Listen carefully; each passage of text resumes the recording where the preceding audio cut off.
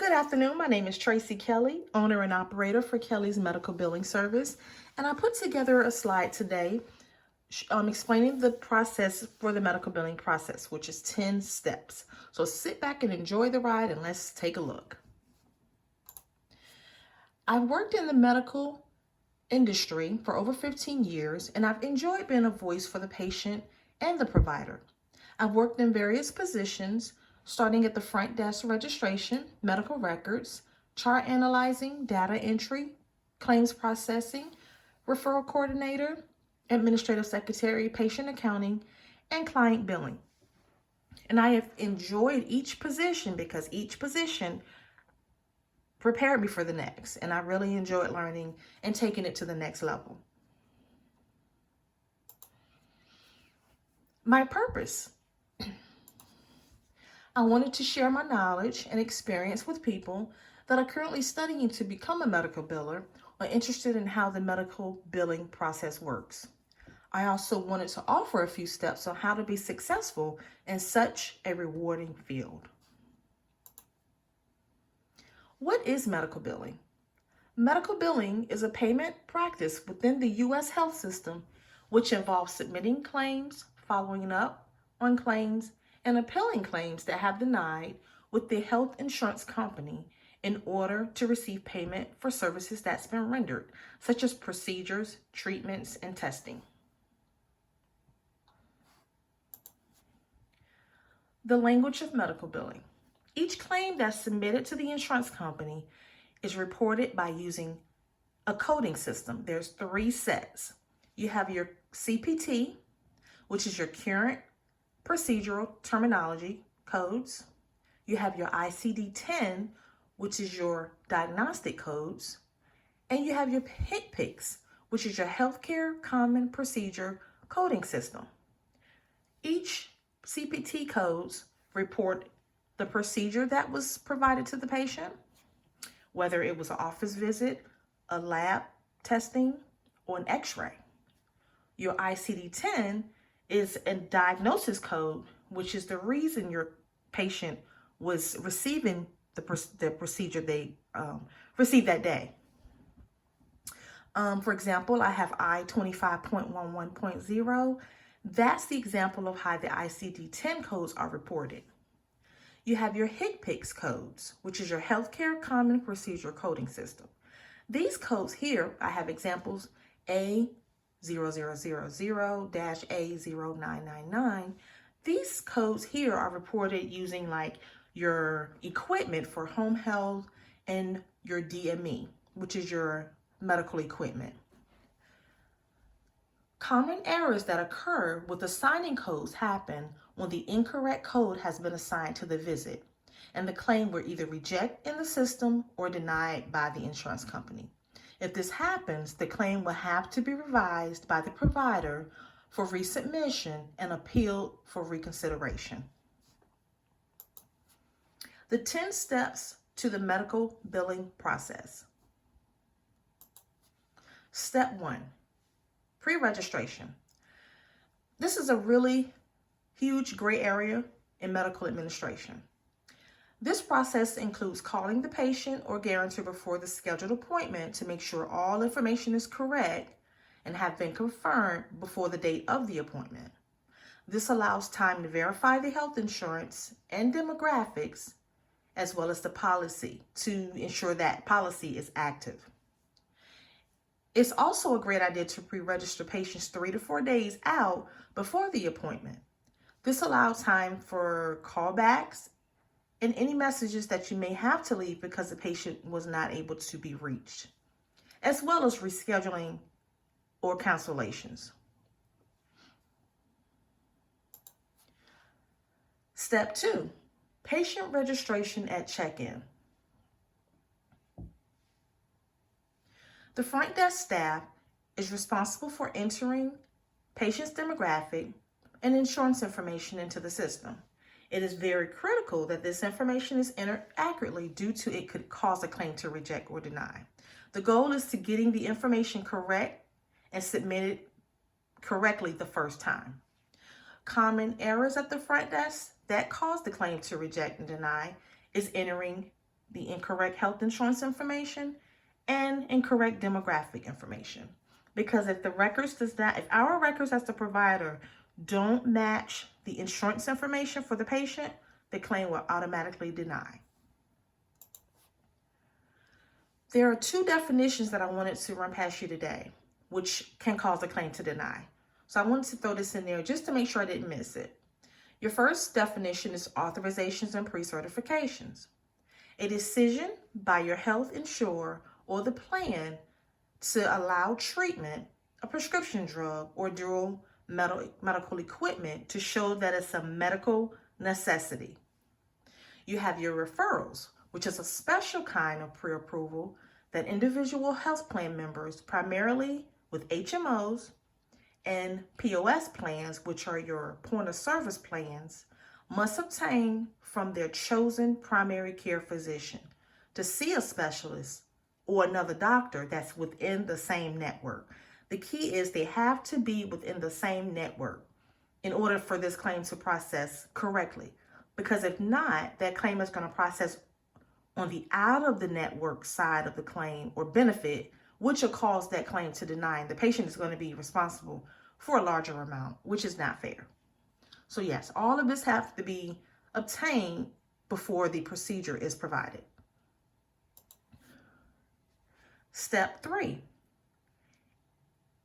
insurance verification.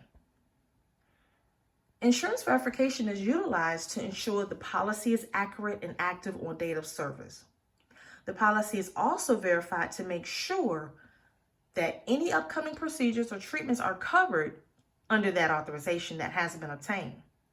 One of the biggest errors in this authorization field is a patient goes in to see a doctor to get, let's say, a stitch removed from their arm. Well, let's get authorization, and we're going to call the insurance company and get authorization for that stitch to be removed from the patient's arm. But when the doctor go ahead and take the initiative to go ahead and take the stitch out the arm, he also noticed another problem. Let's say the patient's finger was sprung and he took care of that too. If the provider go ahead and service that finger without getting authorization, that service is going to be denied because an authorization was not obtained. So we're going to have to either try to get an authorization, which they call retro, which in most cases they will not give the provider a retro authorization. We're going to have to, as the provider, write it off or eat it in another term, because that's like giving away free services. So obtaining authorizations and pre-certifications and referrals are very, very important.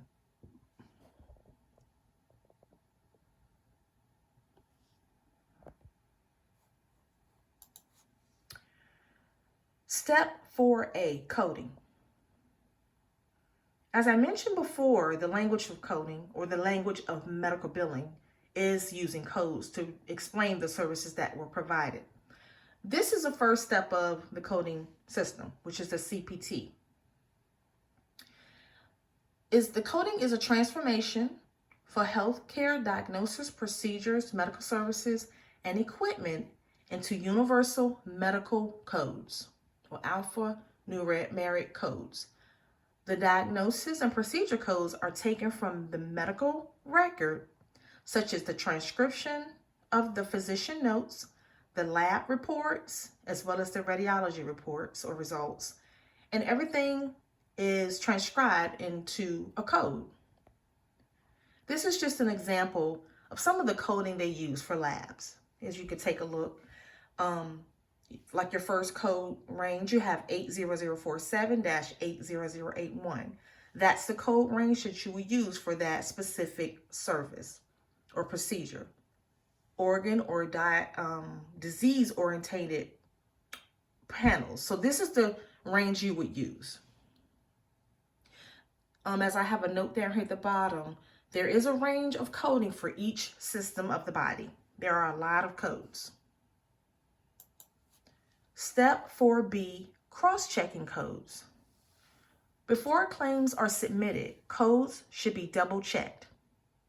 If there's any doubt that any code cross-checking with medical coding resources to make sure you're using the correct code. If there's any doubt at all, you have to have those double checked.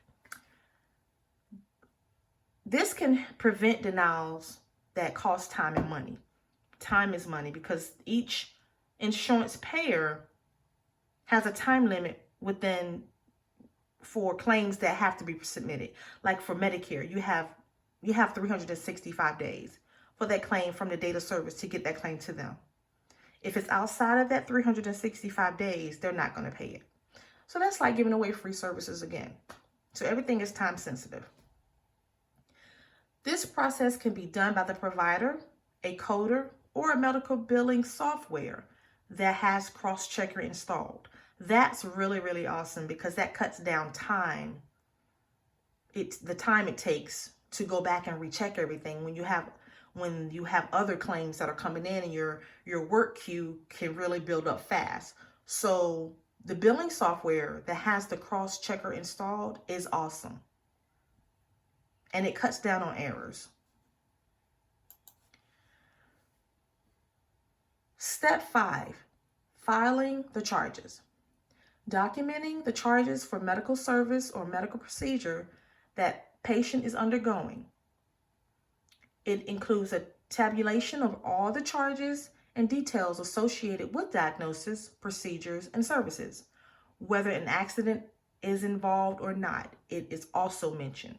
So everything is documented and submitted. If it's not documented, it did not happen. That's the famous saying in the medical field. So the doctor has to document everything. Step 6, auditing the claim. To avoid any errors or omissions, the document is thoroughly checked and examined.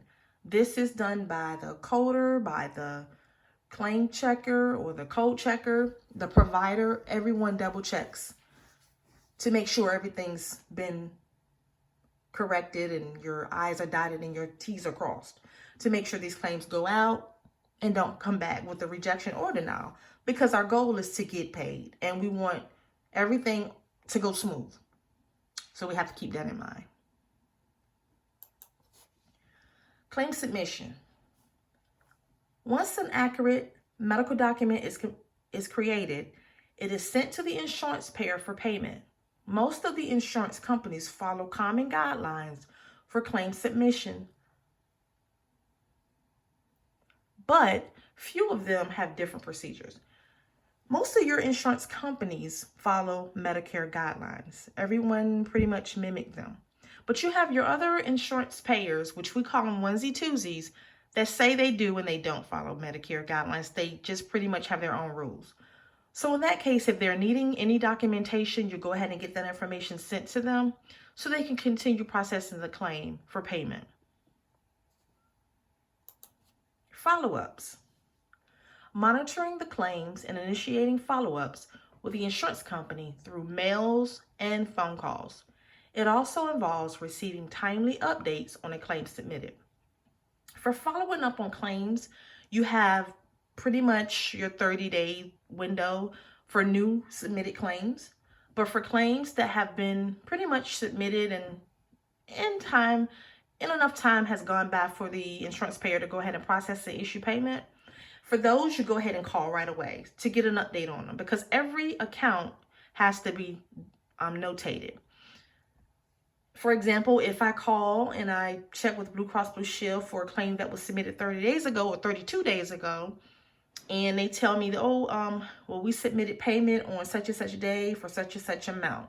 Okay, well, what I would do is I would go ahead and document everything I can get on that claim, such as the claim number, your reference number, your check amount, your check date, the account that it was deposited in so we can track it, everything. But for those claims that are denying and they tell us the reason for the denial, the next step would be to go ahead and gather any documentations that are needing to continue processing that claim, such as medical records, lab results, x-ray results, physician notes, anything to get that claim paid. You submit it all. Reimbursement. When payment is made by the insurance company, the amount received is reviewed. This is to ensure the claim was paid according to the contracted agreement between the payer, the provider, and the payer. The payer and the provider. If not, this information is brought to the payer's attention and they have to go ahead and resubmit us additional payment. But if everything has been verified and the payment that we received is correct, the patient's account is then updated, which is called posted. What we do as far as posting is you receive the explanation of benefits or the remit, and you post that payment or that transaction according to the EOB or explanation of benefits that you received. And the patient is also notified about any remaining balance that they are responsible for, such as a co-payment, a deductible, or coinsurance. Step 10, denial management. Denial management consists of rechecking the insurance documents and coordinating with the insurance company in case of any unpaid or rejected claims.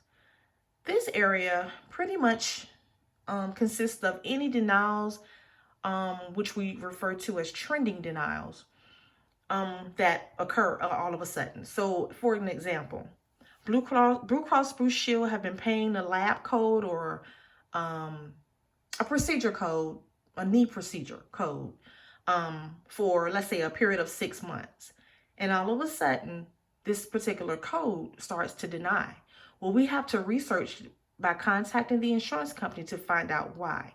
Once we find out why, we go ahead and take the initiative to fix that so it will continue to pay. In most cases, these codes, sometimes the payer is not aware that this code is denying because it's a system that's processing their claims. Their computer system is processing these claims and denying them all of a sudden. So what they'll do is they'll do a mass research. They'll create a project and do a mass claim processing, if need be, to get all those claims reprocessed and paid to the provider because they denied in error, pretty much. So that's the purpose of denial management, to catch the denials before they actually reach the provider. Because in that case, if the claim is already there and the denial has already been acknowledged, instead of waiting for the provider to receive an EOB or a remit, those claims are, since they're there, they can already be sent back with the payer to get taken care of, and then they could just reissue payment. And this is the conclusion of my first video. I am going to be preparing 12 more over a 12-week period. I just wanted to thank you so much for your time. And if you have any questions, I can be reached at kellysmedicalbilling@gmail.com. And again, thank you so much. And I just enjoy what I do. You have a great day now. Bye-bye.